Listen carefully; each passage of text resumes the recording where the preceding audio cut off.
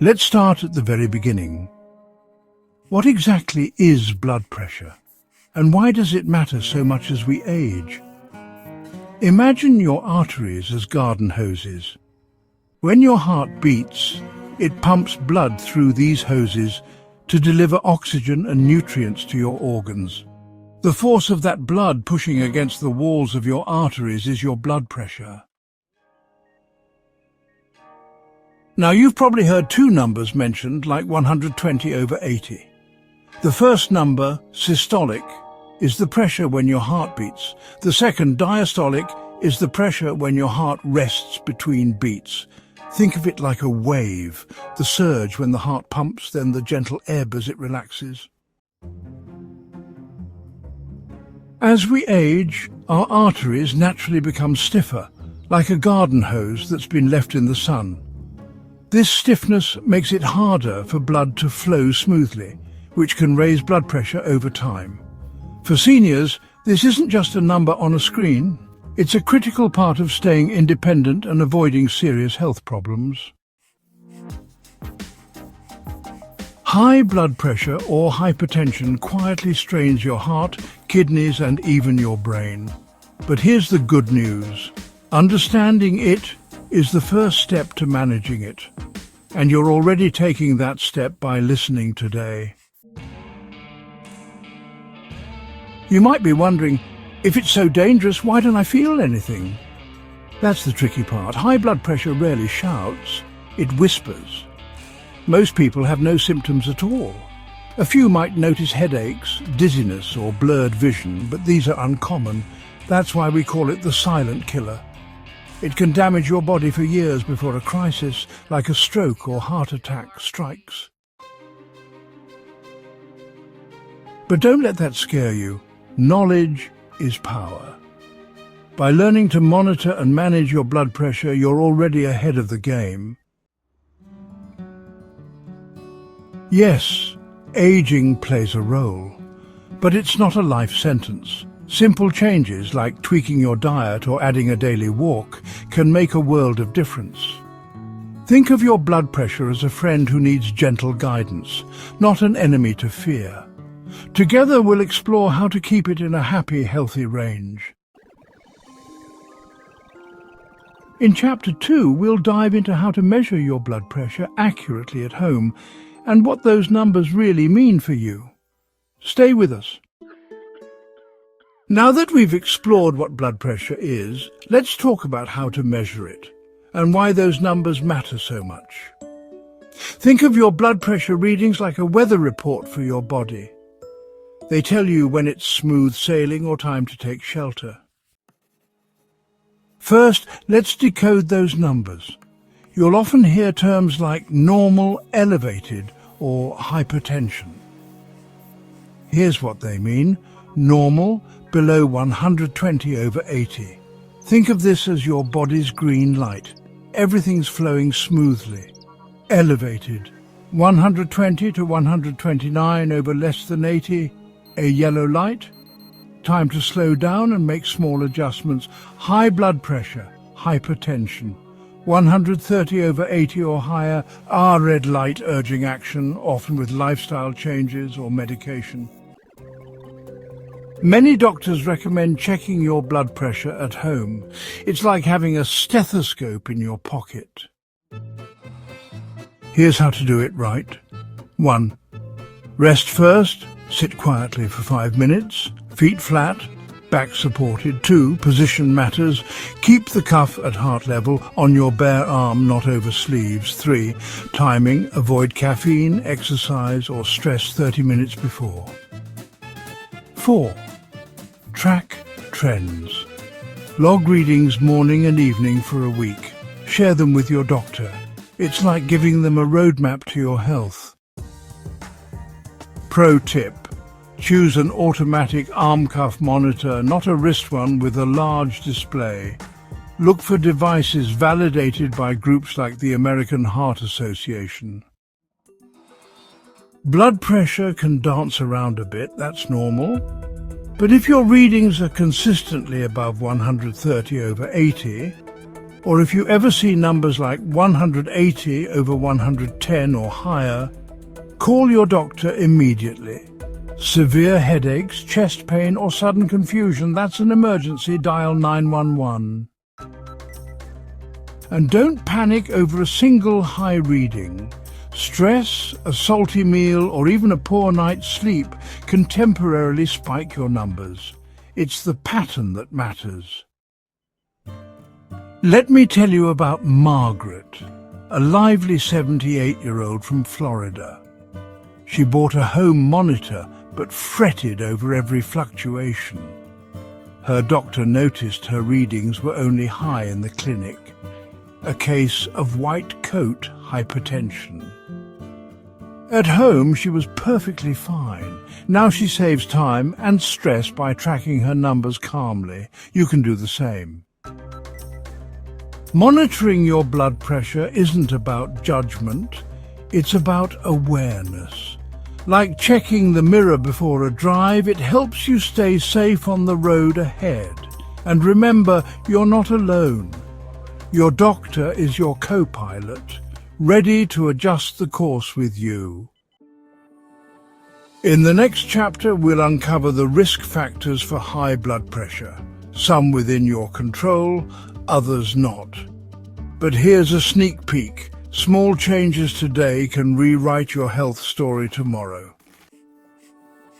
Coming up in Chapter 3, what puts seniors at risk for high blood pressure and how to tackle it. Let's keep going.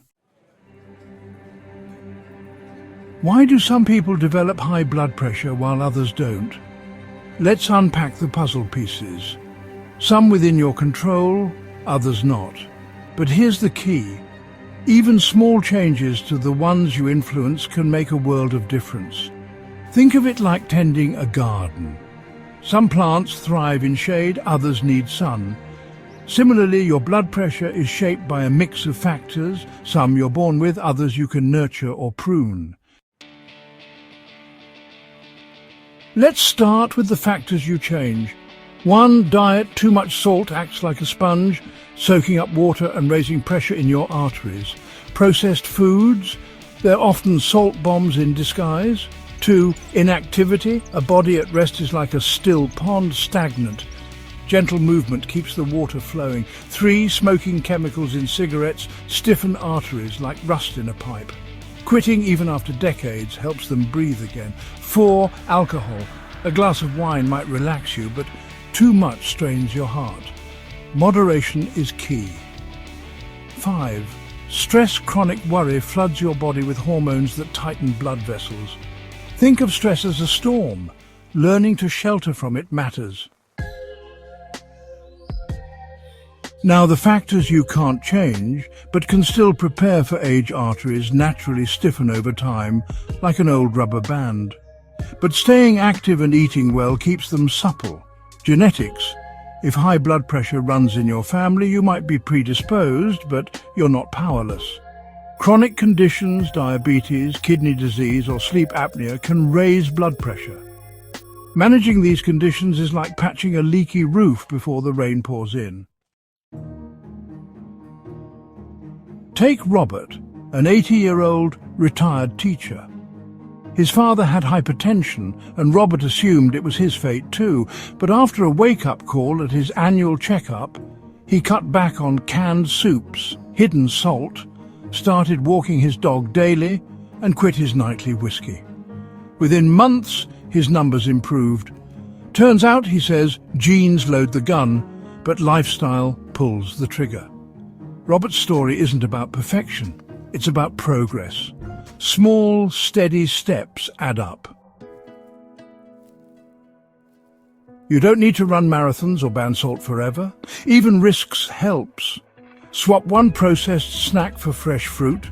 Park farther from the store. Take deep breaths when stress strikes. These choices are like drops of water shaping a stone, gentle but powerful over time. And remember, you're not fighting this alone. Your healthcare team is here to help you navigate what's fixable and accept what's not. In Chapter 4, we'll dive into practical, joyful lifestyle changes, from heart-smart meals to stress-busting activities. Ready to grow your toolkit? Let's continue. Chapter 4. Lifestyle Changes.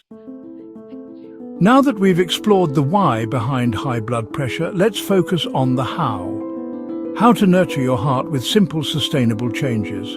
Think of this chapter as planting seeds in a garden. Small efforts today can bloom into lifelong health. You don't need a complete overhaul. Even tiny tweaks can lower your blood pressure and boost your vitality. Let's dive in. Imagine your plate as a rainbow. The more colors, the better. The DASH diet, short for is your roadmap. Fill half your plate with fruits and veggies like leafy greens, berries and carrots. Choose whole grains, oatmeal, brown rice or quinoa instead of white bread or pasta. Lean proteins, fish, skinless poultry, beans. Swap salty deli meats for grilled chicken or lentils. Low-fat dairy, yogurt or milk for calcium without the saturated fat. Spice it up. Replace salt with herbs like garlic, rosemary or turmeric. A squeeze of lemon can brighten any dish. Pro tip: read labels. Sodium hides in sneaky places: canned soups, sauces and even bread. Aim for less than 1,500 milligrams a day. Try a salt swap challenge. Use cinnamon on sweet potatoes instead of butter, or paprika on eggs instead of salt. Exercise isn't about running marathons, it's about keeping your body spirit active. Here's how to move safely. Walking for 20 to 30 minutes daily. No need to rush, stroll at a pace where you can chat comfortably. Chair exercises like seated leg lifts, arm circles or gentle yoga are perfect for stiff joints or rainy days. Tai Chi or water aerobics are low impact, calming and great for balance. Strength training with light weights or resistance bands twice a week helps protect your heart by building strong muscles. Safety first. Check with your doctor before starting a new routine. If you feel dizzy or short of breath, pause and rest. Consistency trumps intensity. 10 minutes a day is better than nothing. Stress tightens your blood vessels like a clenched fist. Let's gently open that hand. Deep breathing, try 4, 7, 8. Inhale for 4 seconds, hold for 7, exhale for 8.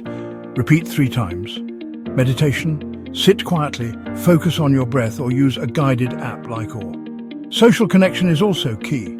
Call a friend, join a book club or volunteer. Laughter and conversation are natural stress busters. And don't underestimate the power of a hobby. Knitting, gardening or painting can quiet a busy mind.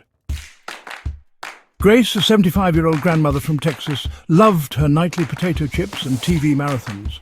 After her blood pressure hit 145/90, she started small, swapping chips for air-popped popcorn lightly seasoned with nutritional yeast and walking laps around her living room during commercials. Within months, she'd lost 10 pounds and her blood pressure dropped to 130/82. I didn't give up my shows, she laughs. I just added more steps. Grace's secret? Progress, not perfection. She still enjoys treats, but now they're the exception, not the rule. Hydration, sleep and laughter matter too. Water. Aim for 6 to 8 glasses daily unless your doctor advises otherwise. Dehydration thickens blood, raising pressure. Sleep 7 to 8 hours nightly. Poor sleep stresses your heart. Try a bedtime routine like reading or gentle stretches. Joy, watch a comedy, play with grandkids or dance to your favorite song. Happiness heals. In Chapter 5, we'll discuss medications, how they work, tips to stay on track, and partnering with your doctor. Ready to learn more? Let's keep going. Lifestyle changes are powerful, but sometimes our bodies need a little extra support. That's where medications come in. Think of them as trusty tools in your toolbox, helping your heart and arteries work smoothly. Let's explore how these tools work and how to use them wisely. Doctors often prescribe one or more of these types of medications. Let's break them down simply. 1. Diuretics, also known as water pills. They help your kidneys flush out excess salt and water, easing pressure on arteries. An example is hydrochlorothiazide. 2. ACE inhibitors. They relax blood vessels by blocking a hormone that tightens them. An example is lisinopril. 3. Calcium channel blockers. These prevent calcium from entering heart and artery cells, easing blood flow. An example is amlodipine. 4. Beta blockers. They slow your heart rate and reduce its workload. An example is metoprolol. Your doctor will choose based on your unique needs, like picking the right key for a lock. Some people need just one pill, others need a combination. It's not a contest. What matters is what works for. Taking medications consistently is like watering a plant. Skip a day and it might wilt. Here's how to stay organized. Pill organizers. Use a weekly box with compartments labeled morning and night. Link to routines. Take pills with breakfast or right after brushing your teeth. Set reminders, alarm clocks, sticky notes or smartphone alerts. Grandkids can help with tech. Refill early. Don't wait until the last pill. Life gets busy. And never stop a medication suddenly, even if you feel fine. It can be dangerous. Always talk to your doctor first. All medications can have side effects, but most are manageable. Common ones include dizziness, rise slowly from sitting or lying down to avoid falls, dry cough. ACE inhibitors might cause this, your doctor can adjust if needed, and frequent urination. Diuretics may send you to the bathroom more often, so take them earlier in the day. If a side effect bothers you, speak up. Your doctor can tweak doses or try alternatives. You deserve to feel your best. Carlos, an 82-year-old retired mechanic, hated taking pills. He'd skip doses saying, "I don't like relying on drugs." But after a scary spike in his blood pressure, his doctor explained, medications aren't a crutch. They're a bridge. They give your body time to heal while you build healthier habits. Carlos bought a pill organizer shaped like a tiny toolbox to match his trade and set alarms labeled Heart Health Time. Now he takes his meds with morning coffee and even jokes, "My pills and I are a team." His BP, steady as a clock. Your medications are part of a partnership. Regular check-ins with your doctor ensure your plan stays tailored to you. Bring your pill bottles to appointments. They'll check for interactions, especially if you take other meds. And remember, medications work best lifestyle changes, not instead of them. Together, they're a powerhouse duo. In Chapter 6, we'll tackle complications, what to watch for and how to prevent them. Knowledge is your shield. Let's keep moving forward.